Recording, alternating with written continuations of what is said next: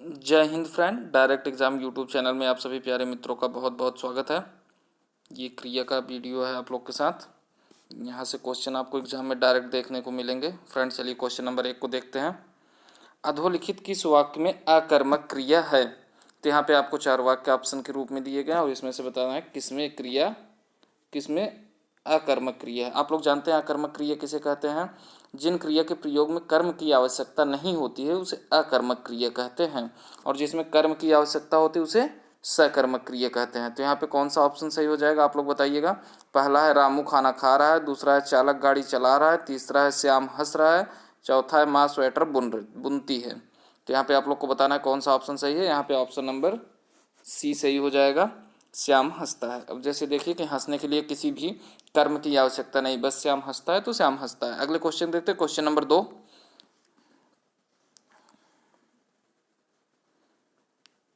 जो क्रिया अभी हो रही हो उसे कहते हैं। तो जो क्रिया अभी हो रही हो, जो काम अभी चल रहा है उसे क्या कहते हैं? अपूर्ण वर्तमान काल, सामान्य वर्तमान काल, संदिग्ध वर्तमान काल, संदिग्ध भूतकाल। तो आप लोग जानते हैं कई कालों में बटा रहता है क्रिया, इस हिसाब से आपको बताना है क्वेश्चन नंबर 2 में कौन सा ऑप्शन सही है। तो जो कार्य चलता रहता है उसके लिए अपूर्ण वर्तमान कार्य होता है। जैसे कि सचिन खेल रहा है, अभी सचिन खेल रहा है, सचिन अभी पूरी तरह से खेला नहीं है, वो खेल रहा है, खेलने का काम चल रहा है, तो इसलिए वो अपूर्ण वर्तमान काल हो जाएगा।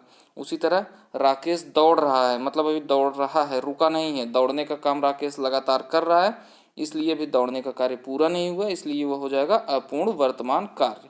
चलिए अगले क्वेश्चन देखते हैं, क्वेश्चन नंबर 3। निम्नलिखित किस वाक्य में अकर्मक क्रिया है? फिर से वही सकर्मक अकर्मक। फ्रेंड आप लोग इस बात को ध्यान दीजिएगा कि सकर्मक अकर्मक से क्वेश्चन आपके एग्जाम में जरूर देखने को मिलेंगे, और ये क्वेश्चन डायरेक्ट एग्जाम में आपको देखने के मिलेंगे जो डायरेक्ट एग्जाम पर आप देख रहे हैं। तो फ्रेंड यहाँ पे पहला ऑप्शन क्या है, हमें क्या देखना है? अकर्मक क्रिया कौन सी है? मैं पुस्तक पढ़ता हूँ, वह चीज़ तुम्हारे जी ललचाती है, श्याम सोता है, वह अपना सर खुजलाता है। तो इसमें से आपको बताना क्वेश्चन नंबर 3 में कौन सा ऑप्शन सही हो जाएगा। तो यहाँ पे ऑप्शन नंबर सी सही हो जाएगा, श्याम सोता है। अगले क्वेश्चन देखते हैं, क्वेश्चन नंबर 4। फ्रेंड आप लोग वीडियो अगर पसंद आए तो अपने फ्रेंड के बीच शेयर जरूर करिएगा ज़्यादा से ज़्यादा, और एक लाइक तो बनता ही है। अगला क्वेश्चन, क्वेश्चन नंबर 4। निम्नलिखित में से सकर्मक क्रिया का वाक्य है। देखिए क्वेश्चन बदल के आपको इस तरह से पूछ सकता है कि नीचे दिए गए जो वाक्य है उसमें किस में सकर्मक है, या क्रिया सकर्मक रूप में किस वाक्य में है। ये क्वेश्चन भी आपसे डायरेक्ट बन सकता है। तो आप लोग देखिएगा और बताइएगा। पहला ऑप्शन ए क्या है? मंदाकिनी सोती है। ऑप्शन बी क्या है? बालक निबंध लिखता है। फिर पक्षी आकाश में उड़ते हैं। फिर बालक खिलौना पाकर हंसता है। तो यहाँ पे बताइएगा आप लोग कौन सा क्वेश्चन सही हो जाएगा। ऑप्शन क्वेश्चन नंबर 4 का ऑप्शन नंबर बी सही हो जाएगा, बालिका निबंध लिखती है। तो अगले क्वेश्चन की तरफ चलते हैं, क्वेश्चन नंबर 5। रचना की दृष्टि से क्रिया के भेद बताइए। यहाँ पे अब आप लोग को रचना की दृष्टि से क्रिया का भेद बताना है। ऑप्शन ए में दिया है 3 भेद होते हैं, ऑप्शन बी में दिया है 2 भेद होते हैं, ऑप्शन सी में दिया है 4 भेद, और ऑप्शन डी में दिया है 5 भेद होते हैं। तो आपको बताना है यहाँ पे कौन सा ऑप्शन सही हो जाएगा। यहाँ पे ऑप्शन नंबर 2 सही हो जाएगा, ऑप्शन नंबर बी सही है। रचना के आधार पर 2 होते हैं। कौन कौन से 2 होते हैं? एक तो अकर्मक होता है, अकर्मक आप लोग जानते ही हैं, और दूसरा होता है सकर्मक। सकर्मक ये भी आपके रचना के आधार पर, ये जो सकर्मक और अकर्मक क्रिया को बांटा गया है ये रचना के आधार पर बांटा गया है। फ्रेंड अगले क्वेश्चन की तरफ चलते हैं, क्वेश्चन नंबर 6। निम्नलिखित वाक्य में से किसमें अकर्मक क्रिया प्रयुक्त होती है? अब बताइएगा आप लोग किस वाक्य में अकर्मक क्रिया प्रयुक्त हुई है। आप लोग देखेंगे क्रिया में लगातार क्वेश्चन सकर्मक अकर्मक से ही आपको देखने को मिलेंगे। ऑप्शन नंबर 1 शिशु सो रहा है, ऑप्शन नंबर 2 बालक खेल रहा है, ऑप्शन नंबर 3 छात्र पढ़ रहा है, ऑप्शन नंबर 4 छात्रा लिख रही है। तो आपको बताना है यहाँ पे किसमें अकर्मक है। तो यहाँ पे आपका ऑप्शन नंबर 1 सही हो जाएगा, शिशु सो रहा है। फ्रेंड आप लोग को इसी तरह से क्वेश्चन लगातार मिलते रहेंगे, और हिंदी के कई सारे क्वेश्चन जो आपके एग्जाम के लिए मोस्ट इम्पॉर्टेंट है वो हमारे प्लेलिस्ट में अवेलेबल हैं। आप लोग एक बार प्लेलिस्ट को ज़रूर देखिएगा, क्योंकि वहाँ से आपको ज़रूर फ़ायदा होने वाला है। चलिए अगले क्वेश्चन की तरफ चलते हैं। Question number 7। क्वेश्चन नंबर 7 को आप लोग बहुत ध्यान से देखिएगा और इसे आप देखते हैं कितने % लोग इसे सही सॉल्व कर पाते हैं। क्वेश्चन है, उसके बिना तुम कुछ नहीं हो। संबंध बोधक शब्द कौन सा है? इसमें आपको बताना है कि संबंध बोधक शब्द कौन सा है। क्वेश्चन में क्या कह रहा है? उसके बिना आप कुछ नहीं हो, उसके बिना तुम कुछ नहीं हो। संबंध बोधक शब्द कौन सा है? तो यहाँ पे ऑप्शन नंबर ए में है उसके, ऑप्शन नंबर बी में है बिना, ऑप्शन नंबर सी में है तुम और ऑप्शन नंबर डी में है कुछ। तो क्वेश्चन नंबर 7 का ऑप्शन नंबर बी सही हो जाएगा। उसके बिना तुम कुछ नहीं हो, संबंध बोधक शब्द कौन सा है? तो बिन जो है या बिना जो है ये आपका संबंध बोधक शब्द है। अगले क्वेश्चन को देखते हैं फ्रेंड। क्वेश्चन नंबर 8, राम खाता है किस काल का उदाहरण है? राम खाता है ये किस काल का उदाहरण है? फ्रेंड आप लोग को बताना है। खाने को तो कोई भी खा सकता है, तो वो किस काल में खाएगा इसमें बताना है। ऑप्शन ए संदिग्ध वर्तमान काल, ऑप्शन बी संदिग्ध भूतकाल, ऑप्शन डी संदिग्ध भविष्य काल, ऑप्शन डी सामान्य भविष्य काल। तो यहाँ पे आपको क्वेश्चन नंबर 8 में ऑप्शन नंबर ए सही हो जाएगा। संदिग्ध वर्तमान काल है कि राम खाता है। अगले क्वेश्चन की तरफ चलते हैं। क्वेश्चन नंबर 9, निम्नलिखित में से कौन सा कर्मक क्रिया है? फिर से वही क्वेश्चन आ गया, सकर्मक अकर्मक सकर्मक अकर्मक। आप लोग सकर्मक अकर्मक को इतने अच्छे से सॉल्व करिए कि नींद में भी आप इसे करेक्ट कर सकें। तो चलिए बताइएगा, निम्न में से कौन सा सकर्मक है? दौड़ना, रूठना, मुस्कुराना, पीना। तो आप लोग को बताना क्वेश्चन नंबर 9 में क्या सही हो जाएगा।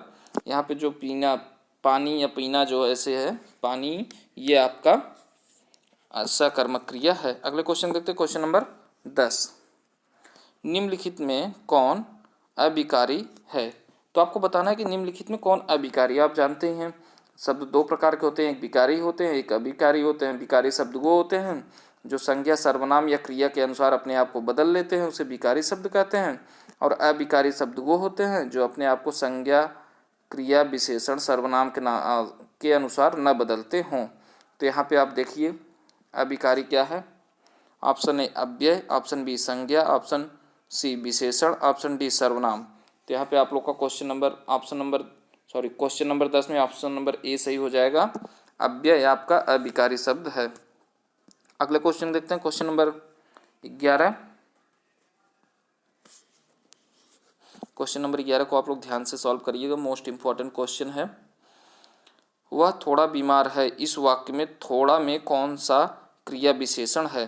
देखिए दो चीज़ यहाँ पे ध्यान दीजिएगा, एक शब्द है थोड़ा और कौन सा क्रिया विशेषण है, ये आपसे प्रश्न है। तो आपको बताना है परिमाणवाचक, दूसरा है कालवाचक, तीसरा है स्थानवाचक, चौथा है रीतिवाचक।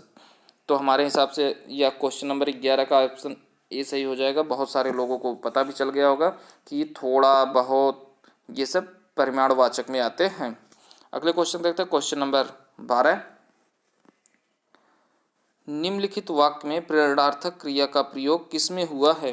तो आप जानते हैं क्रिया भी दो प्रकार की फिर हो जाती है, एक प्रेरणार्थक और एक प्रेरणार्थक से ही मिलता जुलता होता है। अगले देखते हैं अप्रेरणार्थक जिसे कहते हैं। फिर यहाँ पे ऑप्शन नंबर ए में क्या है? पिता उसे पढ़ाता है, राम नहीं पढ़ता है, वह अध्यापक से पढ़ता है, अध्यापक परिश्रम करता है। तो इसमें आपको क्या बताना है, कौन सा ऑप्शन सही है? प्रेरणार्थक क्रिया में क्या आएगा?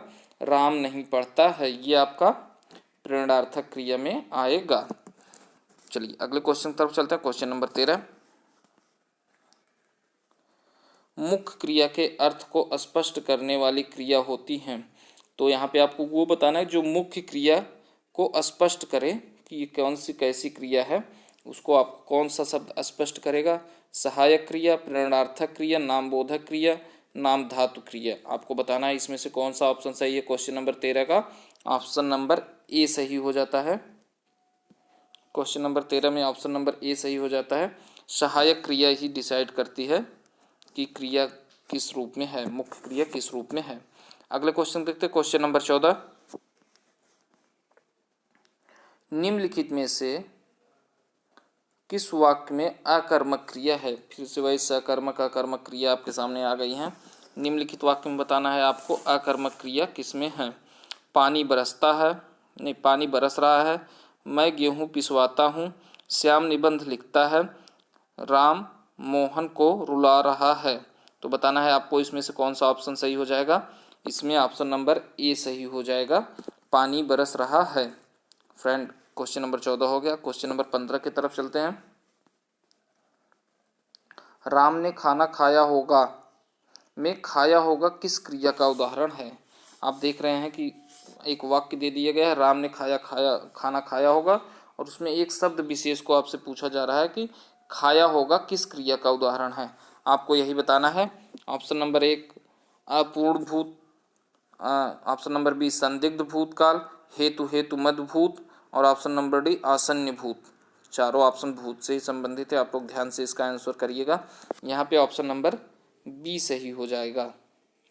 जहाँ कार्य चल रहा होता है वहाँ पे अपूर्ण भूत हो जाता है, और वर्तमान कार्य जहाँ पे होता रहता है वो संदिग्ध में आ जाता है, संदिग्ध भूत में। तो ये संदिग्ध भूत और अपूर्ण भूत में अंतर है। फ्रेंड, आज का वीडियो क्वेश्चन यहीं पे समाप्त होता है। आप लोग वीडियो को ज़्यादा से ज़्यादा लाइक करें, शेयर करें और चैनल को सब्सक्राइब करें, जिससे हम भी मोटिवेटेड रहें और आपके लिए इसी तरह मोस्ट इम्पॉर्टेंट क्वेश्चन जो आपके एग्जाम में लगातार पूछे जा रहे हैं लेके आप लोग तक आते रहें। धन्यवाद।